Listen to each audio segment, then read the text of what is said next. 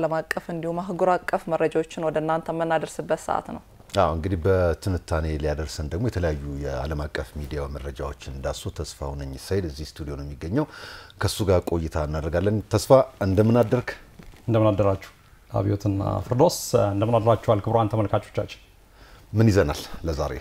መልካም በአዲስ መረዳችን የተለያዩ ዓለም አቀፍ ሚዲያዎች በፊት ገጾቻቸው የዘገቧቸውን ለተመልካቾቻችን እናደርሳለን። የተወሰኑትን በወፍ በረር ቅኝት ያደረኩባቸውን እናነሳሳና እንግዲህ የአፍሪካ ህብረት በአባል ሀገራት መካከል እንግዲህ ያሉ ግጭቶችን በሰላማዊ መንገድ ለመፍታት በዲፕሎማሲ በሰጥቶ መቀበል መርህ በመነጋገር እንግዲህ በርካታ ጉዳዮች አሉ። አጀንዳ 2063ም ትልቁ ዓላማው አፍሪካዊ ለሆኑ ችግሮች አፍሪካዊ መፍትሄዎችን ማምጣት እንደሆነ ይታወቃል።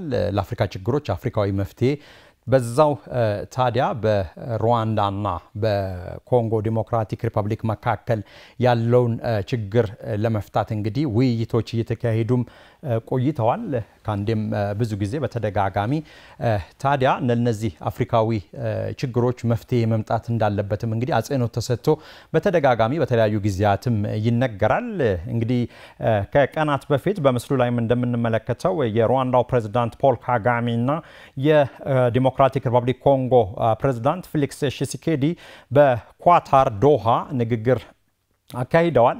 እንግዲህ እንደሚታወቀው ያው የሁለቱ ሀገራት ግንኙነት እርስ በርስ ያላቸው አለመግባባቶችና ሰጣ ገባ ንትርኮች አምባሳደሮችን እስከ ማባረር ወይም ደግሞ ያላቸውን ግንኙነት እስከ ማቋረጥ የሁለትዮሽ ግንኙነትን በርካታ ጉዳዮች ይጠቀሳሉ። ታዲያ ሁለቱ ሀገራት በኳታሩ ኤሚር ሼክ ታሚም ቢን መሐመድ አልታሃኒ ግብዣ መሰረት በሁለቱ የአፍሪካ መሪዎች መካከል ማክሰኞ ዕለት ውይይት ተካሂዶ ነበር። ይህን ታዲያ የሁለቱን ሀገራት መሪዎች ለመጀመሪያ ጊዜ ነው እንግዲህ በዲሞክራቲክ ሪፐብሊክ ኮንጎና በሩዋንዳ መካከል ባለው አለመግባባት እንግዲህ ሁለቱ መሪዎች በመሪዎች ደረጃ ፊት ለፊት ተገናኝተው ሲወያዩና ይሄ በጣም የሚደነቅና ሊበረታታ የሚገባው የአፍሪካ ህብረትም አስፈላጊውን ድጋፍ ሁሉ እንደሚያደርግ አዲስ ዋና ጸሐፊም አሊ ዩሱፍ መሐመድ ያስታወቁበት ሁኔታ ነው ያለው። እንግዲህ የአፍሪካ ህብረት የወቅቱ ሊቀመንበር የአንጎላው ፕሬዝዳንትም እንግዲህ ጥረቶችን እያደረጉ ይገኛሉ። ታዲያ በርካታ ዓለም አቀፍ ሚዲያዎችም ይህም በፊት ዘገባቸው አልጀዚራን ጨምሮ ሲኤንኤን፣ ፍራንስ 24ን በርካታ ዓለም አቀፍ ሚዲያዎች በፊት ገጻቸው ይዘው ወጥተዋል። ታዲያ የሁለቱ ሀገራት መሪዎች ፊት ለፊት ተገናኝተው መምከራቸው ኤም23 የተባለውን እንግዲህ አማጺ ቡድን በሩዋንዳ መንግስት ይደገፋል ስትል በተደጋጋሚ ዲሞክራቲክ ሪፐብሊክ ኮንጎ ስትከስ እንደነበር ያው ሁላችንም የምናስታውሰው ወይም የሚታወቅ ነው። ምስራቁ የሀገሪቱ ክፍል ያለውን እንግዲህ ማዕድን እየበዘበዘች ነው ስትል ትከሳታለች። ኮንጎ ሩዋንዳን ማለት ነው።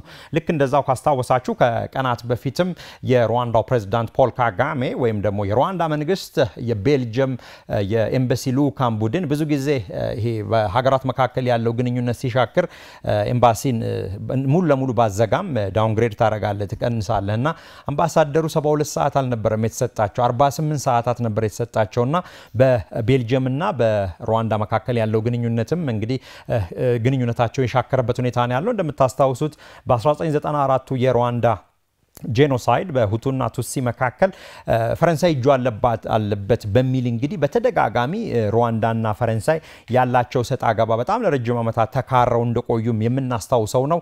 ታዲያ ይሄ ትልቅ ሚና ነው ትልቅ እርምጃ ነው ሲል የአፍሪካ ህብረትም አድናቆቱን መግለጹን እንግዲህ ዓለም አቀፍ ሚዲያዎች በፊት ገጻቸው አልጀዚራን ጨምሮ ይዘው የወጡበት ሁኔታ አለ። እንግዲህ ምስራቅ ኮንጎ ጦርነት እንግዲህ በርካታ ዓመታትን የቆየ ነው።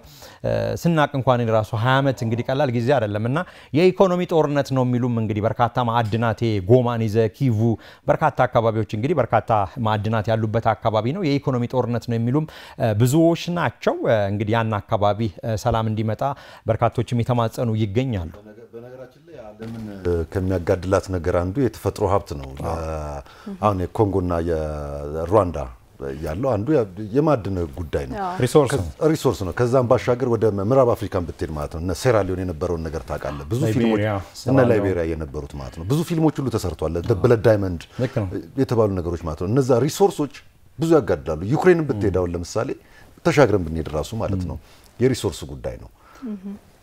የአሜሪካና የካናዳም የንግድ ጦርነትን የምታየው የሪሶርስ ጉዳይ ነው በነገራችን ላይ ሚነራል ጉዳዮች ናቸው አዎ ብዙዎቹም የምዕራባውያን አፍሪካ ላይ ደግሞ አይናቸውን የሚጥሉት በሪሶርስና በሪሶርስ ጉዳይ ብቻ ነው አዎ የተፈጥሮ ሀብት ዋናው ምክንያት ነው ታዲያኛ አፍሪካውያን መንቃት ነው ያለብን እንግዲህ ከሰፈር ከመንደር አይነት አመለካከት አስተሳሰቦች ወጣ ብሎ ትልልቅ ፒክቸሮችን ይያዩ ሌሎች ሀገራት በውስጥ ጣልቃ ጉዳያችን ገብተው እንግዲህ የተፈጥሮ ሀብቶቻችንም የሀገራችንንም ሉዓላዊነት እንደዚህ የሚወስዱ ከሆነ አፍሪካውያን ራሳቸው ናቸው መንቃትም ያለባቸው ታዲያ እንግዲህ የሁለቱ መሪዎች ግንኙነት እንግዲህ በብዙ መልኩ የተወደሰበትና የተደነቀበት ነው በዛው ልክ ታዲያ የአውሮፓ ህብረት ባንዳንድ የኤም23 አማጺያን ላይ ማዕቀብ ለመጣል መዘጋጀቱን ተከትሎ ባንጎላ ሊካሄድ ያታሰበውን የተኩስ አቁም ስምምነት ወይም ድርድር ላይ አማጺ ቡድኑ እንደማይገኝ የገለጸበት ሁኔታ አለ ዞሮ ዞሮ በመሪዎች ደረጃ ፊት ለፊት ተገናኝቶ በሩዋንዳው ፕሬዝዳንትና በኮንጎ ፕሬዝዳንት መካከል ውይይት መደረጉ በራሱ ይበል የሚያሰኝና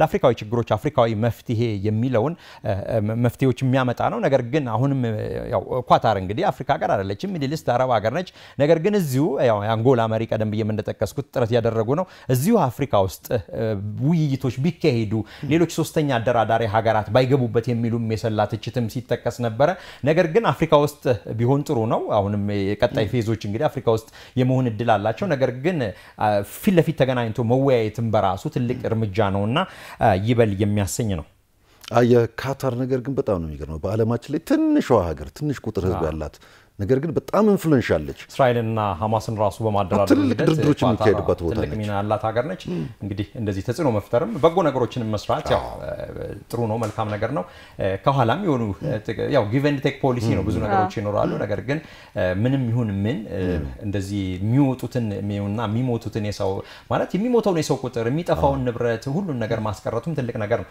ከዚህ ወደ ሌላኛው ጉዳያችን ስናልፍ ታዲያ ሩሲያና ዩክሬን የምርኮኞች ልውውጥ ያካሂዱበት ትልቅ እርምጃ እንደሆነ ቢቢሲ አጃንስ ፍራንስ ፕሬስ አልጀዚራ እና ዓለም አቀፍ ሚዲያዎች ይዘው ወጥተዋል ታዲያ ሁለቱ ሀገራት እንግዲህ 175 የእስረኞችን የተለዋወጡበት ሁኔታ አለ በተለይ በህመም ላይ ያሉና ሰዎችን ወይም ዜጎቻቸውን የተቀያየሩበት ሁኔታ አለ ታዲያ የአሜሪካው ፕሬዝዳንት ዶናልድ ትራምፕ በኩላቸው የሁለቱ ሀገራት የጦር እስረኛ ልውውጥ ማድረጋቸው ትልቅ ተግባር ነው ብለዋል እንግዲህ እንደሚታወቀው ከትናንት በስቲያ 1 ሰዓት ከ30 ደቂቃ የፈጀ ንግግር በፑቲን እና በትራምፕ መካከል መካሄዱ ይታወቃል በዚህም እንግዲህ የ30 ቀናት የተኩስ አቁም ስምምነቱን ትራምፕ ፑቲን ውድቅ ማድረጋቸው ይታወቃል ነገር ግን በዩክሬን መሰረተ ልማት ተቋማት ላይ የሚወስዱትን እርምጃ ለማቆም የተስማሙበት ሁኔታ አለ ነገር ግን ከዛ የስልክ ውይይት በኋላም እንግዲህ ሮኬቶችን የተለዋወጡበት ሁኔታ አለ በድሮንም ተመታው የሚል ወቀሳ አንዱ ሌላውን እየተቸ ወይም እየወቀሰ ይገኛል ታዲያ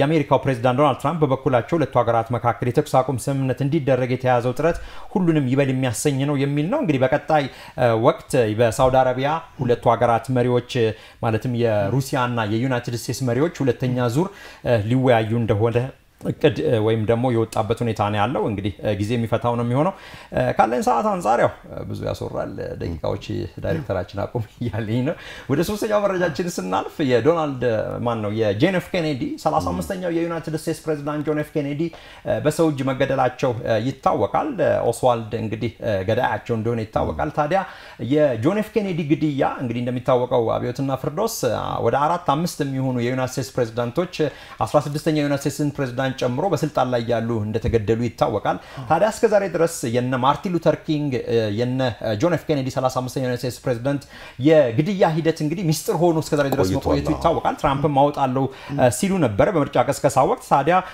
ትራምፕ ከቀድሞው የአሜሪካ ፕሬዝዳንት ጆን ኤፍ ኬኔዲ ግድያ ጋር የተያያዙ ሰነዶችን ይፋ አድርገዋል እንግዲህ ሚስጥራዊ ሰነዶችን ጭምር የያዙ ዲጂታል ሰነዶች ወደ ኒውክሌር ጦርነት ሊያመራ ጫፍ ደርሶ ከነበረው የኩባ ሚሳኤል ክራይሲስ 1962 ምናስታውሰው ነው ምንም ብዙም ሳይቆይ እንግዲህ በአሜሪካና በቀድሞው ሶቪየት ህብረት መካከል ያሁኗ ሩሲያ ማለት ነው ግንኙነቱ እንግዲህ ፍርሃት ነክሶ እንደነበር ይታወቃል እንግዲህ አብዛኞቹ ሰነዶች የሚያሳዩት ገዳዩ ወይም ሃርቬ ኦስዋልድ በሶቪየት ያሳለፈውን ጊዜና ያው በወቅቱ ሶቪየት ህብረት ነበር እሱ 1963 በዳላስ ቴክሳስ ማለት ነው ኬኔዲ እስከተገደሉበት ጊዜ ድረስ ባሉት ወራቶች እንግዲህ እንቅስቃሴ ማድረጉን ነው ሰነዱ የገለጸው አንዳንድ እንግዲህ ማለት ሪቪው ተደርጎ ገና ለህትመት አልበቃም ነገር ግን ፈርስት ድራፍት ደረጃ ነው ነገር ግን የአዲስ ነገር ያመጣው ነገር የለም የሚሉ አሉ የትራምፕ የጤናና የሰው አገልግሎት ኃላፊ ሮበርት ኤፍ ኬኔዲ ባጎቱ ጉድያ ላይ የአሜሪካ ሴንትራል ኢንተለጀንስ CIA እጅ እንዳለበት አለ ብሎ እንደሚያምን የገለጸበት ሁኔታ አለ። የጄኤፍ ኬኔዲ የልጅ ልጅ የሆነው ደግሞ ጃክ በበኩሉ በኤክስ ገጹ ላይ የትራምፕ አስተዳደር መረጃውን ሊለቅ መሆኑን ለማንኛውም የኬኔዲ ቤተሰብ አላሳወቀም ሲል የተቸበት ሁኔታ አለ። ያም ሆነ ይህ አንዳንድ ሚስጥሮች በፊት ሚስጥር የሆኑና ያው የሮበርት ኬኔዲም በኋላ ላይ መገደሉ ይታወቃል። ወንድማቸው ለፕሬዝዳንትነት እጩም ነበሩ በወቅቱ። እንግዲህ በርካታ ጉዳዮች ይነሳሉ። በጣም በሚያስገርመኝ ነገር ግን እንደመቋጫ እንደመውጫ አድርገውና 35ኛው ዩናይትድ ስቴትስ ፕሬዝዳንትና 16ኛው ዩናይትድ ስቴትስ ፕሬዝዳንት አብርሃም ሊንከን እና 35ኛው ዩናይትድ ስቴትስ ፕሬዝዳንት ጆን ኤፍ ኬኔዲ በጣም የሚያመሳስላቸው በርካታ ጉዳዮች አሉ። አጃይብ የሚያሰኙ ነገሮች ማለት ነውና ብዙ ጊዜ ጆን ኤፍ ኬኔዲ ለምሳሌ በ1946 ነው የኮንግረስ አባል ሆኖ የተመረጡት። አብርሃም ሊንከን ደግሞ በ1846 ነው። የ100 ዓመት ልዩነት አለ በመካከላቸውና ሊንከን ፕሬዝዳንት ሆኖ የተመረጡት እንግዲህ በ1860 ነው። የባሪያ ፍንገላን የሚቃወሙ ነበር ሊንከን። ኬኔዲ ደግሞ የተመረጡት በ1960 ነው። የ100 ዓመት ልዩነት አለ። የሁለቱ እንግዲህ ሚስቶች ዋይት ሃውስ ሳሉ ነበር ልጅ ሞቶባቸው የነበረው። ሁለቱም በጥይት የተመቱበት አርብ ዕለት ነበረ። ሰኔና ሰኞ ኮኢንሲደንስ ሲገጣጠም ነውና የሊንከን ጸሐፊ ስሟ ኬኔዲ ነበር። የኬኔዲ ደግሞ ሊንከን ነበረ። በጣም የሚያስገርሙ ነገሮች አሉት። እንግዲህ ሁለቱም የተገደሉበት በደቡብ ሰዎች ነበሩ። ጆን ዊልከስ ቡዝ አብርሃም ሊንከን ሲኒማ ፎርድ ቲያትር ሃውስ እንደገደሉ ይታወቃል። ከደቡብ ኤጀንት መሆናቸው ሁለቱም የተተኩት በጆንሰን በሚባሉ ምክትል ፕሬዝዳንቶች መሆናቸውና ሌሎች በርካታ ጉዳዮች አሉ ሁለቱንም የሚያመሳስላቸው። ያው ኬኔዲን ስላነሳዋቸው ነው አብርሃም ሊንከንን 16ኛውን ስለ ያው የሚመሳሰሉ ስለሆኑ ያነሳሳዋቸው። ለማንኛውም እንደው ቦፍ በረር በጥቂቱ ያነሳሳዋቸው ዓለም አቀፍ ሚዲያዎች በፊት ገጾቻቸው የዘገቡት እነዚህን ይመስሉ ነበር። አብዮትና ፍርዶስ ተመልካቾቻችንን አመሰግናለሁ። መልካም ቀን ይሁንላችሁ። መልካም እንግዲህ እናመሰግናለን ተስፋው